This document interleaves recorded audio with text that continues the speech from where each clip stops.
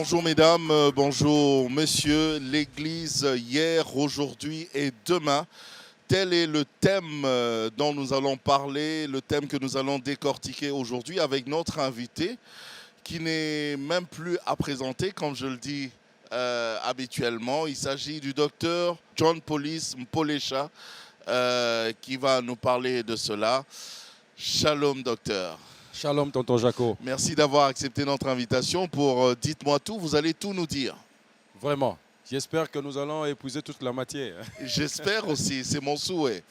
Alors, l'Église, hier, aujourd'hui et demain, c'est un sujet très vaste. Tellement et vaste. Quand on le dit comme ça, les gens se mettent à réfléchir, ils se disent, mais qu'est-ce qu'ils veulent dire par là? Qu'est-ce qu'ils ont constaté? Quelle est l'analyse que le docteur a faite? En fait, nous voulons essayer un peu de donner un peu la marche, dans un premier temps la marche de l'Église. C'est que cette Église était hier, et c'est qu'elle est aujourd'hui, et c'est que cette Église deviendra demain. Et vous savez que dans la marche, il y a toujours des influences négatives. Et si nous laissons ces influences négatives exercer leur pression sur nous ou sur l'Église, qu'est-ce que cette Église va devenir demain? En fait, nous sommes en train de mener un diagnostic de l'Église. C'est qu'elle a été hier et c'est qu'elle est aujourd'hui et c'est que cette Église sera demain si rien n'est fait au regard de la situation d'aujourd'hui. Et si nous essayons de rectifier les tirs, c'est que cette Église pourrait encore devenir demain dans le sens un peu meilleur. Voilà. Quand vous parlez de rectifier les tirs, c'est vrai, nous allons y arriver. C'est-à-dire, en d'autres termes, c'est que vous avez fait un constat amer. Bien sûr que oui, il y a beaucoup de choses qui ont changé, il y a beaucoup de choses qui ont évolué, certaines évolutions un peu positives, mais il y a trop d'évolutions négatives. Il y a trop d'évolutions négatives qui impactent aujourd'hui cette Église au regard de ce qu'elle a été hier, quand ça a commencé avec les apôtres.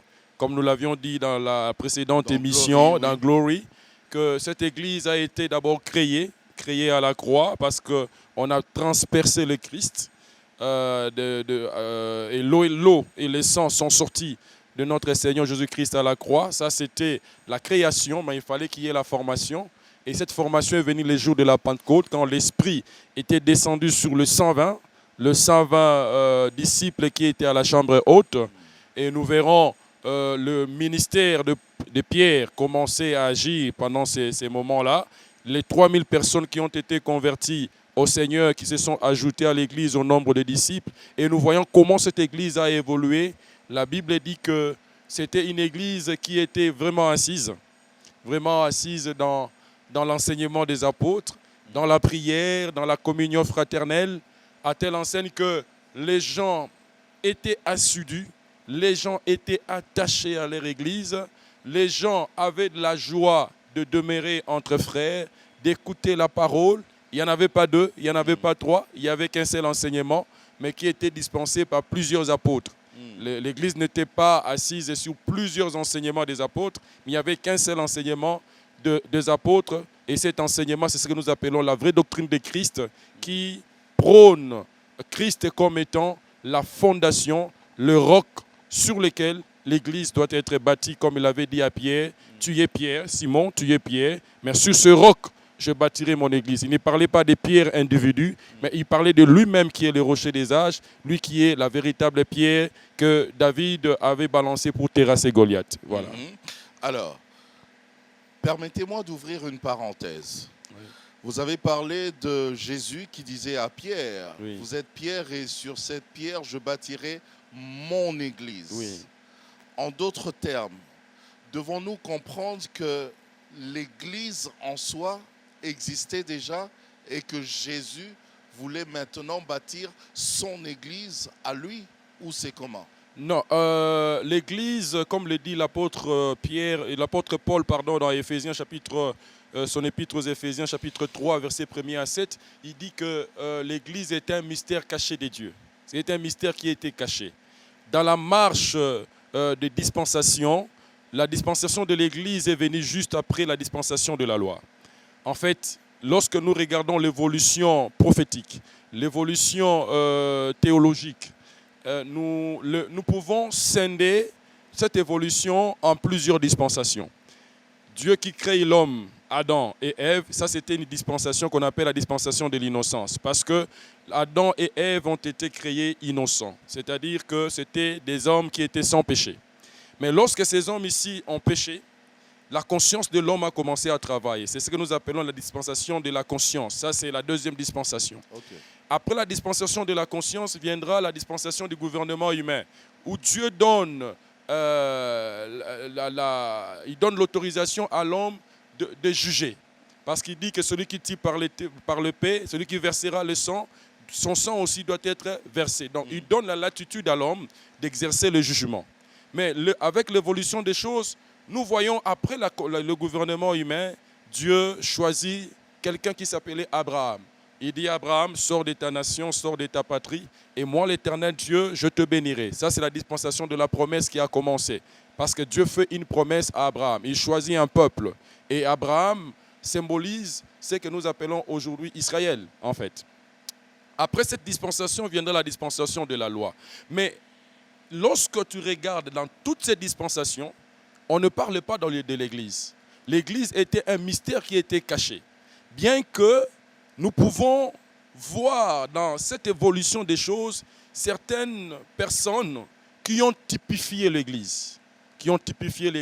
Si je rentre par exemple au commencement, au temps de la dispensation de l'innocence, Ève peut typifier l'Église. C'est-à-dire, lorsque nous voyons Adam qui typifie le Christ, le véritable Adam, et Ève typifie l'Église. Ce n'est pas pour rien que même à la croix, Jésus-Christ s'est fait transpercer pour que l'eau et le sang sortent de lui. De la même manière que Adam, Dieu l'avait jeté dans un profond sommeil. Le profond sommeil, en fait, dans la révélation, il s'agit de la mort de Christ à la croix. Et Dieu il ouvre son côté, il y prend une côte pour former la femme. Et à la croix aussi, pendant que Christ était mort, on pouvait qu'il les transpercer pendant qu'il était mort, le profond sommeil. Nous voyons l'eau et le sang sortir. L'eau et le sang forment déjà un être humain. C'est la vie. C'est un être humain. Maintenant, il faut qu'il y ait une troisième chose. Comme la Bible le dit dans 1 Jean qui le dit dans 1 Jean 5, il dit qu'il y a 3 choses qui doivent être ensemble pour que le témoignage soit bien. Voilà. Il y a l'eau, le sang et l'esprit. Comme il y avait l'eau et le sang à la croix, il fallait qu'il y ait maintenant l'esprit. Ça, c'est la formation maintenant de l'Église pour constituer un véritable être vivant. Donc, il y a des gens mais qui quand ont il parle de bâtir son Église, je bâtirai mon Église. De bâtir mon Église, il s'agit de son Église à lui. Donc, il y avait déjà des églises qui existaient avant? Non, il n'y avait pas des églises qui existaient. Il y avait en fait des images d'églises, mais Jésus est venu faire sortir clairement cette église qui était cachée dans toutes les dispensations. Il le fait sortir clairement parce que l'église ne peut pas être bâtie sans lui. Vous voyez, voilà pourquoi il dit que je bâtirai mon église. Lui-même, il faut qu'il lui donne sa vie. Il faut qu'il lui fasse quelque chose. Lui-même est l'architecte. Lui-même est le constructeur. En fait, Jésus-Christ... Je pose cette question puisque, docteur, vous êtes là. Oui. Beaucoup des gens, en fait, analysent cette phrase de diverses manières. Ils disent, c'est un peu comme quelqu'un qui disait je bâtirai mon empire. Donc, c'est-à-dire, il y a d'autres empires qui existaient aussi. Moi, je vais bâtir à mon tour mon empire. En fait, il voulait simplement annoncer qu'après lui viendra une autre dispensation, viendra un autre temps. C'est le temps de l'Église. Parce que le temps que nous courons aujourd'hui, c'est le temps de l'Église. Le temps de l'Église qui va jusqu'à ce que cette Église sera enlevée pour entrer dans une autre dispensation. Voilà pourquoi il dit, je bâtirai mon Église. En fait, Jésus-Christ voulait simplement dire, comme il disait aux pharisiens, je ne suis pas venu abolir la loi, la dispensation de la loi, mais je suis venu accomplir la loi. Or, lorsqu'on accomplit déjà un temps, c'est-à-dire qu'il faut donner passage à un autre événement. Voilà pourquoi il dit, je bâtirai mon église, je vais inaugurer un autre temps qui sera le temps de l'église. Mais il faut qu'il y passe d'abord par la croix. Voilà pourquoi il dit, sur ce roc, je bâtirai mon église. Ce roc-là n'est que le Christ. On parle de Christ, cela veut dire qu'il faut que ce Jésus-Christ soit meurt d'abord à la croix et qu'il y passe au tombeau et qu'il le ressuscite. Parce que si nous parlons de Christ, Christ veut dire la nature de Dieu. Or, Dieu ne meurt pas. Dieu est la vie. Jésus-Christ, c'est-à-dire le Fils de celui qui est la vie, celui qui a la nature de Dieu, celui qui est Dieu. Celui qui ne meurt pas. Celui qui ne meurt pas. Voilà pourquoi nous parlons que ce roc-là, il s'agit de lui-même, Christ. Raison pour laquelle, lorsque vous lisez Paul, il parle de Jésus-Christ crucifié. Quand il parle de Jésus, il finit toujours par ajouter Christ. Parce que Christ veut dire la nature de Dieu. Okay. Voilà pourquoi il dit, je bâtirai mon église. Je vais accomplir ce temps de la loi, mais après la loi viendra un temps du règne de l'église. Voilà. Lui qui a dit, il est venu plutôt accomplir la loi. Oui. Mais dans la marche, dans l'évolution de Jésus, ici sur terre, quand il était avec ses disciples, on a comme l'impression, docteur, que Jésus, Rabbi, le maître, c'est comme s'il marchait à contre-courant. On dit il ne faut pas guérir le jour du Shabbat, lui guérit le jour du Shabbat. On dit il faut lapider une prostituée, lui il dit celui qui n'a pas encore péché qui jette la première pierre. C'est comme s'il allait à contre-courant. Qu'est-ce que vous pouvez nous dire? Il a mieux interprété la loi. Comme Moïse qu'il disait lorsqu'il était au soir. Mieux interprété la loi. Mais la loi ne disait pas tout ça. Mais non, mais la loi lui dit que le jour du sabbat, le jour du sabbat c'est le jour du repos. Mais lui, il est le véritable Shabbat. Il est le repos. Bien sûr. Il était venu pour donner le repos. Oui. Il dit, venez à moi, vous tous qui êtes fatigués et chargés, je vous donnerai du repos. Raison pour laquelle Moïse était très prudent. Quand il arrive au soir de sa vie, il dit que moi, je suis en train de m'en aller, mais Dieu suscitera au milieu de vous un prophète comme moi, vous l'écouterez. Vous l'écouterez. C'est-à-dire que même Moïse s'est estimé que moi, je ne suis pas digne. Parce que la Bible déclare que Jésus-Christ n'est pas venu comme un serviteur qui travaille dans la maison, mais il est venu comme le fils de la maison. Or, Moïse était un serviteur dans la maison. Donc, je crois plutôt que ce sont tous ces pharisiens qui ne l'ont pas compris. Qui ne l'ont pas compris. Voilà, regarde ce qu'il fait. Il a mieux interprété la loi. Vous connaissez l'histoire des 10 lépreux? Oui. Lorsque les 10 lépreux ont dit, Seigneur, guéris-nous, Jésus-Christ a dit, allez vous montrer au sacrificateur. Ils arrivent en chemin comme ça et ils se retrouvent guéris. Un est revenu vers Jésus pour remercier le Seigneur. Il lui dit, et où sont les autres? Bon, ce n'est pas un problème.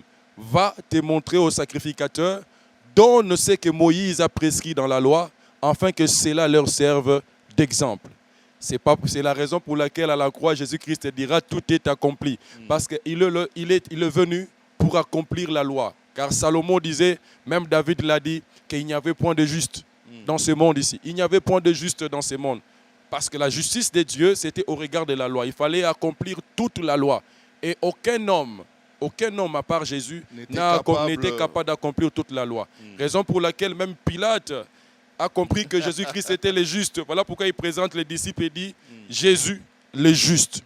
Jésus le juste, c'est-à-dire le seul qui a été innocent, le seul qui a accompli les exigences que la loi demandait. Voilà.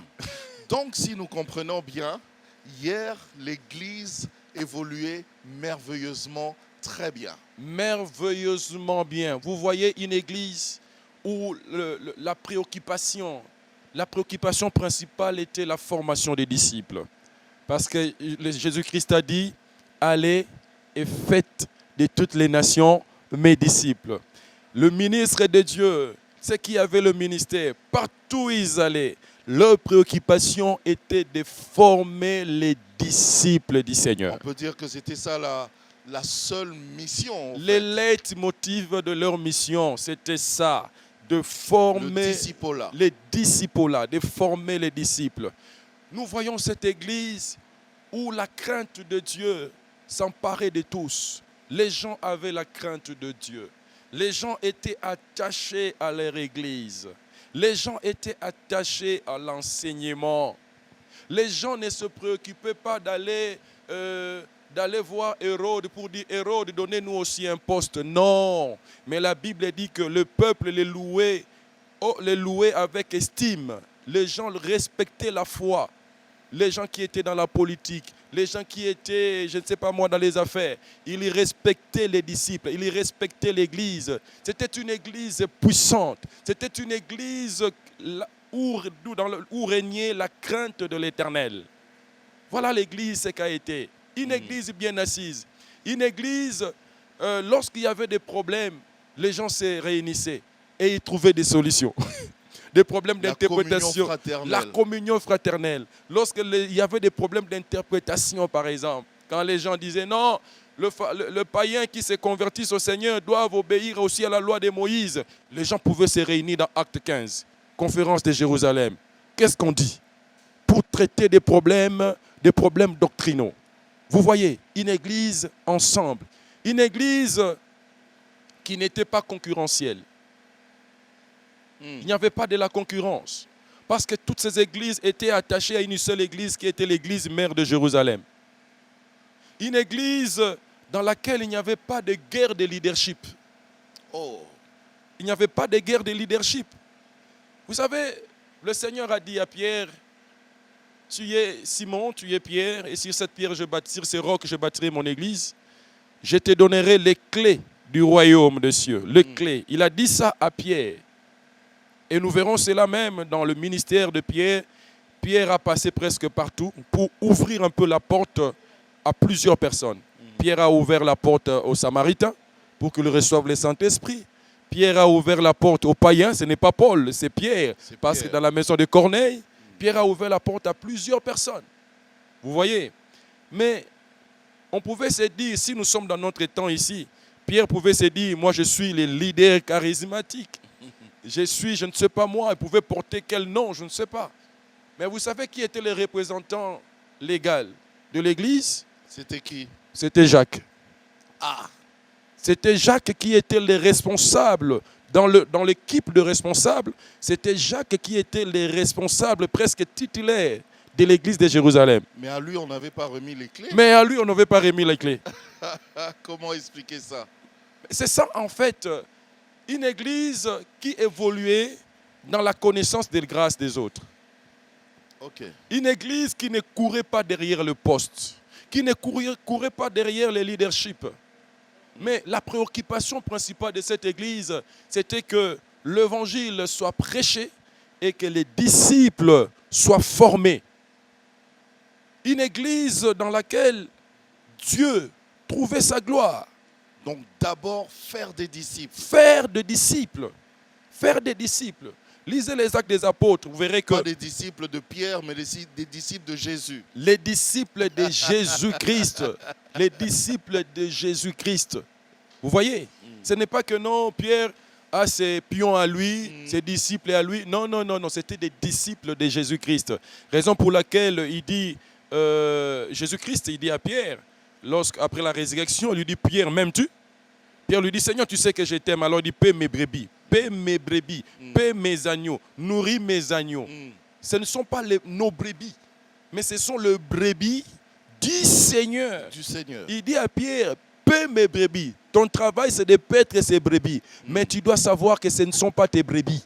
Ce sont mes brebis à moi. Voilà pourquoi il dit que le Fils de l'homme, il connaît, la Bible dit que Dieu, il connaît, il est le bon berger, il connaît ses brebis. Ce sont les brebis du Seigneur. Plus tard, lorsque vous regardez plus loin, je crois que c'est dans 1 Pierre 5, 4, vous verrez Pierre en train de conseiller les anciens en disant, moi aussi ancien comme vous, je vous conseille de prendre soin du troupeau du Seigneur. Il s'agit du troupeau du Seigneur. Il ne s'agit pas de mes troupeaux, mais il s'agit de troupeau du Seigneur. Voilà. Ça, c'est ce que nous avons remarqué. C'est l'église d'hier. Un bel exemple. Oui. Et je pense que c'est un exemple à suivre. Oui. Puisque c'est un bel exemple. Et qu'est-ce que vous avez remarqué aujourd'hui? On n'a pas suivi cet exemple? Bon, je dirais... À propos du discipolat, à propos de la communion fraternelle, à propos d'avoir un seul leader, un seul chef, Jésus. Enfin, qu'avez-vous remarqué? Il y a des choses. Il y a certaines choses qui essayent de se rassembler un peu, qui essayent de concorder avec ce que cette église était hier. Mais il y a beaucoup de choses qui s'écartent un peu de l'Église.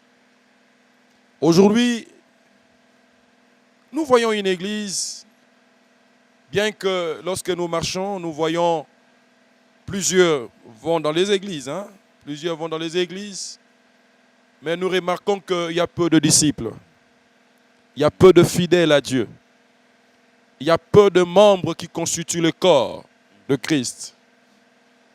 Peut-être il y a de ceux-là qui vont simplement à l'église pour respecter un principe. Peut-être c'est un jour que je dois aller pour qu'on voie quand même que j'ai pris.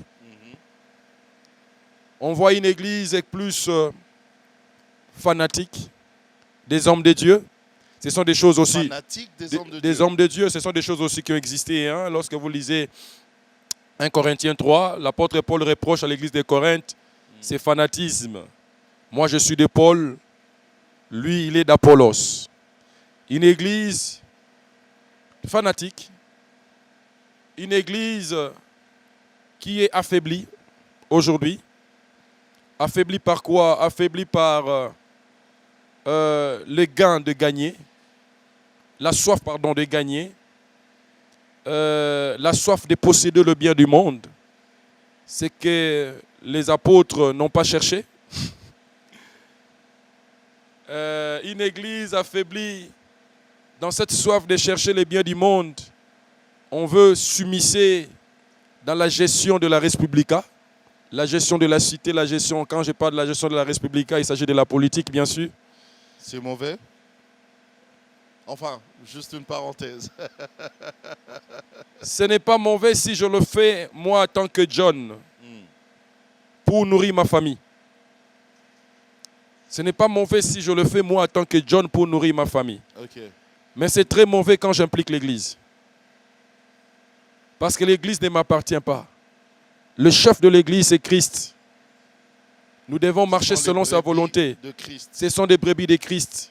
Mais nous voyons une Église qui s'immisce dans la Respublica sans demander peut-être l'autorisation à celui qui est la tête, qui est le chef de cette Église. Et l'Église aujourd'hui est affaiblie. Est-ce que Pierre, Paul, se sont aussi immiscés dans la politique? Lisons les Actes des Apôtres. Dans le chapitre 5, on dit que le peuple louait l'Église avec beaucoup d'estime. C'est-à-dire, les gens respectaient la foi. Vous savez, nous avons une autorité qui est supérieure à toutes les autorités. Parce que nous avons Christ qui a reçu le nom qui est au-dessus de tout nom, qui est au-dessus de toutes les autorités de domination. Nous n'avons pas besoin de fléchir les genoux devant la politique. Mais c'est à la politique de fléchir les genoux devant nous. Ok. Parce qu'il parenthèse, on la referme. Merci beaucoup. Donc, une église affaiblie également par cette émergence de ce que nous appelons aujourd'hui, entre guillemets, ministère. Le phénomène ministère. Le phénomène ministère. En fait, le phénomène ministère qui commence à dénaturer un peu l'église. Le diable utilise cet instrument pour faire disparaître de plus en plus le nom de l'église. Mais les ministères dans les églises, c'est bien, non? Oui, les ministères ont été donnés pour que le travail soit exercé pour l'église et en faveur de l'église. Alors pourquoi ça vous dérange? Quand je parle de ministère, je ne parle pas de ministère tel que c'est décrit dans Éphésiens chapitre 4, verset 11, jusqu'au 14e verset. Je parle de ces rassemblements de gens aujourd'hui qu'on appelle ministères, mais qui de fois ne sont pas dirigés, conduits par des ministres de Dieu. Parce qu'un ministère, cela suppose que c'est un rassemblement, ou soit c'est un appel, une charge qui est menée par un ministre de Dieu. C'est ça le mot ministère. Qui dit ministre, c'est-à-dire, je me réfère à Éphésiens chapitre 4, verset 11 jusqu'à 14. Il a fait des uns apôtres, d'autres prophètes, évangélistes, docteurs, pasteurs. Et les a fait, c'est Dieu, non? C'est Dieu qui a fait. Voilà. Il a fait don à des personnes. Alors, s'il a fait don à ces mêmes personnes dans l'église, oui. Par exemple, ici, nous sommes à la maison du potier. Si ce même Dieu fait don à certains frères de certains ministères, pourquoi ça doit déranger? Si Dieu fait don à certains frères, comme il m'a fait aussi don, Oui. mais il faut que ces dons soient attestés, soient confirmés.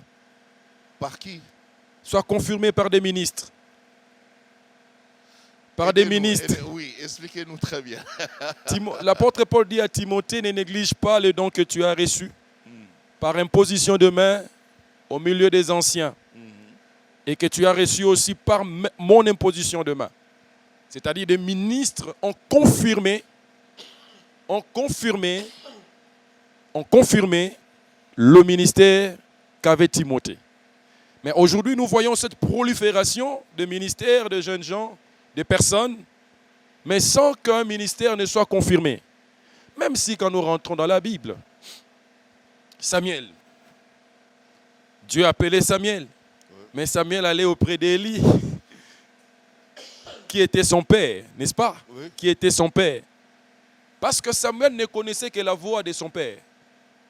Quand vous êtes dans une église, dans une assemblée locale, la seule voix que vous devez connaître, c'est la voix de votre père, que vous estimez comme étant le porte-parole de Dieu. Samuel allait chez son père, papa, tu m'as appelé. Il dit non, ce n'est pas moi qui t'ai appelé. Deuxième fois, troisième fois. Élie a compris que c'est l'Éternel qui a appelé l'enfant.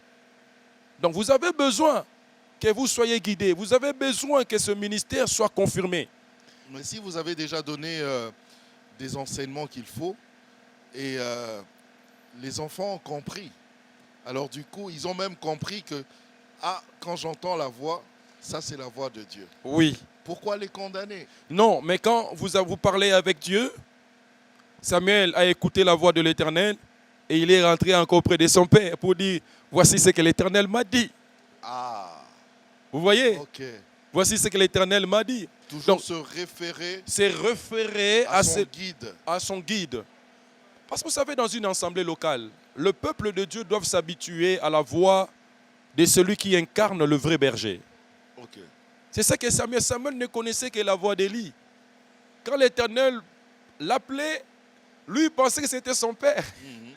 Vous voyez, cette considération-là, cette déférence que Samuel avait à l'égard de son père. Donc, le ministère, c'est très bien. Mais le ministère doit s'exercer en faveur de l'Église, pour l'Église. Vous pensez que c'est causé aussi par la quête du gain? Oui, ça fait partie de cause. Ça fait partie de cause. Mais permettez-moi quand même que j'évolue dans ça. Si vous lisez la Bible, Pierre a exercé un ministère. Il a prêché. Les 3000 personnes qui se sont converties au Seigneur se sont ajoutées au nombre des disciples. C'est la raison pour laquelle, toujours dans Actes 2, 42 à 48, la Bible dit que Dieu a ajouté chaque jour à l'Église ceux qui étaient sauvés. Donc le ministère, c'est d'aller chercher à faire les disciples, que ces personnes soient sauvées et que ces personnes reviennent, qui s'attachent à une Église. Ok. Le ministère n'est pas quelque chose, lorsque vous rassemblez les gens, ça devient perpétuel. Non. C'est l'Église, au travers le ministère, qui a reçu la mission du perfectionnement. Vous avez prêché les païens se sont convertis au Seigneur, vous les amenez à l'Église et les autres ministères vont s'en occuper pour le perfectionner. Permettez-moi de poser cette question. Allez. Ça, c'est pour celle qui nous suit en ce moment. Que pensez-vous, enfin, que dire à ceux-là qui ont toujours pensé que l'Église, et ils le disent comme ça, l'Église, ce n'est pas les bâtiments, l'Église, c'est le cœur, Motema ya Mutu. Oui. Il faut arrêter d'aller dans les églises bâtiments. Si vous n'allez pas dans les églises, c'est que vous ignorez les 5 ministères qui ont été donnés à l'Église. Parce que ces 5 ministères ont été donnés pour le perfectionnement. Donc, quelqu'un qui ne va pas dans une église, c'est une personne qui ne sera jamais perfectionnée.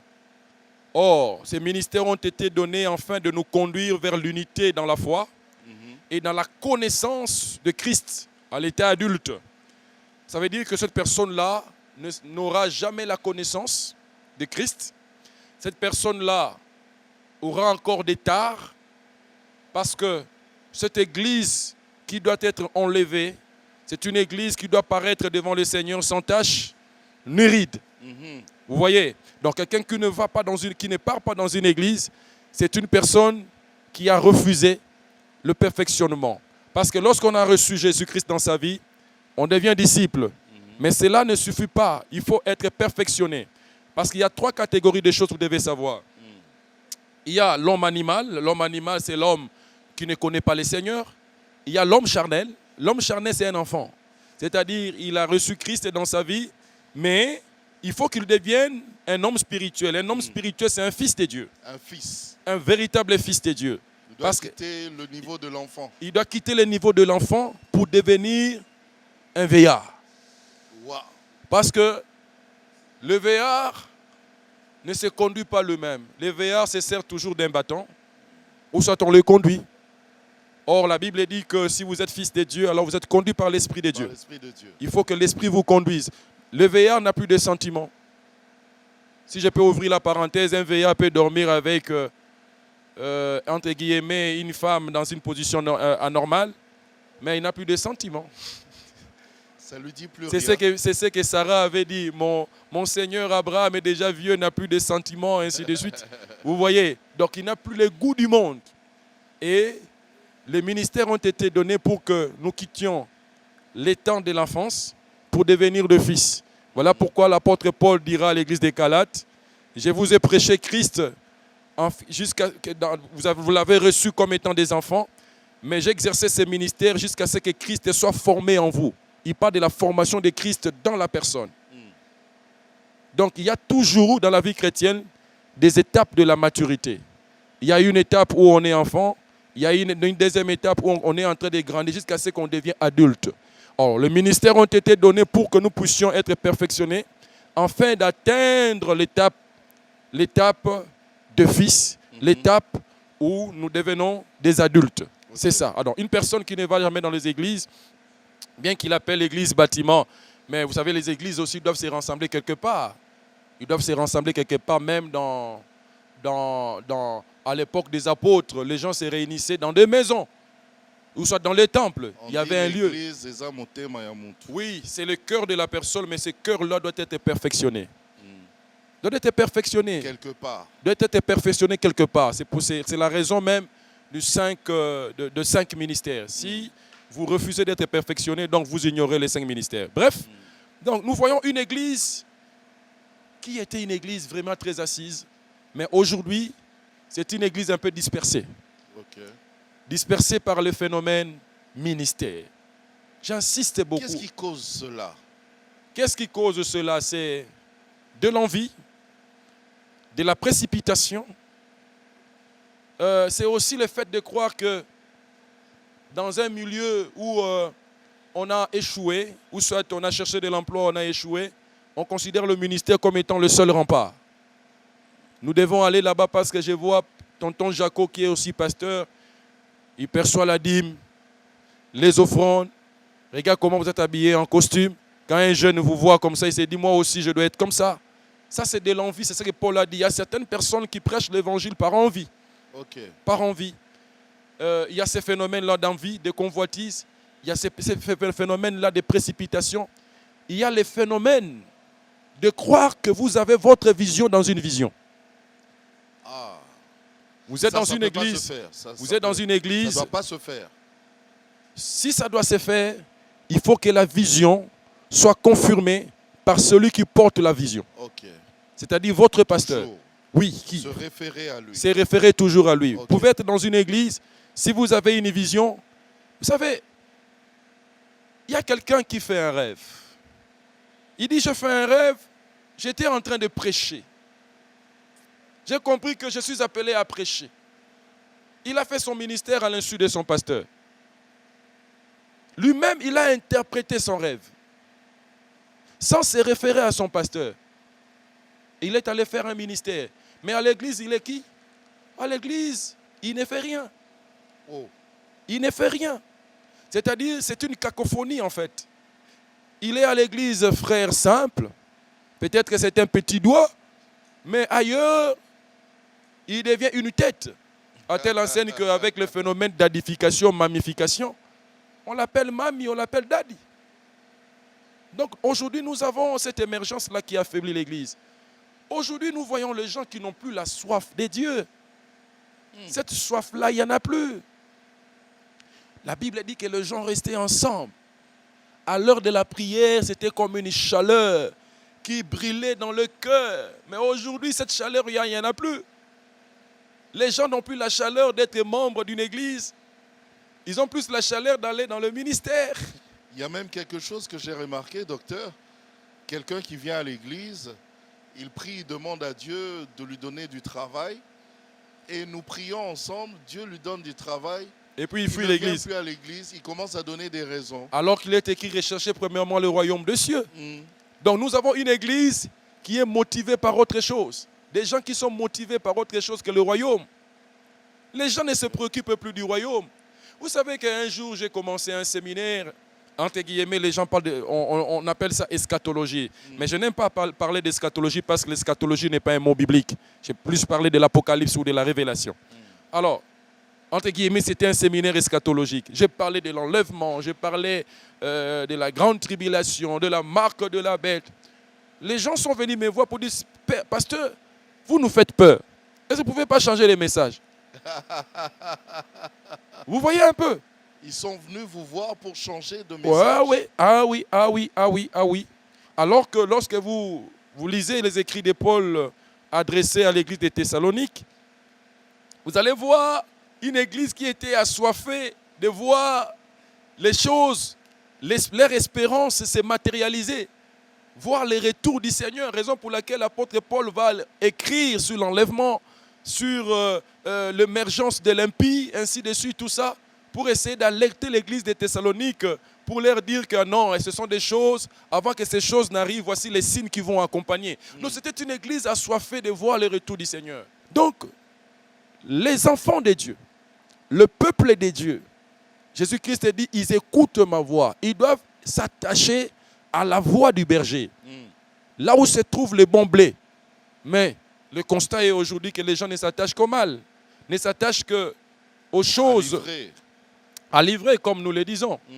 Parce que nous sommes dans une église fanatique aujourd'hui. Les gens sont plus fanatiques. Parce que le mal communique plus que le bien.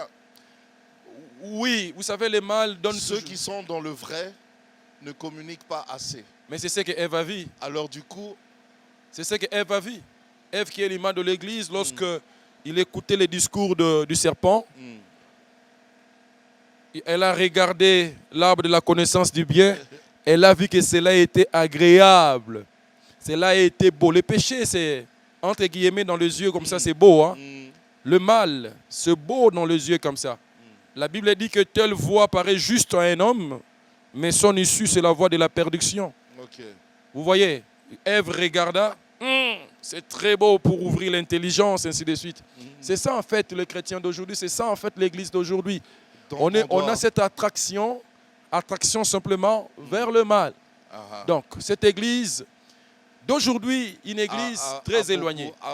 Très éloignée. Très éloignée de ce c'est beaucoup déraillé. C'est beaucoup déraillé, bien qu'il y a quand même quelque chose de bien, de vrai, même quand le Seigneur reprochait les églises dans le livre d'Apocalypse, il voyait quand même quelque chose de bien. Oui.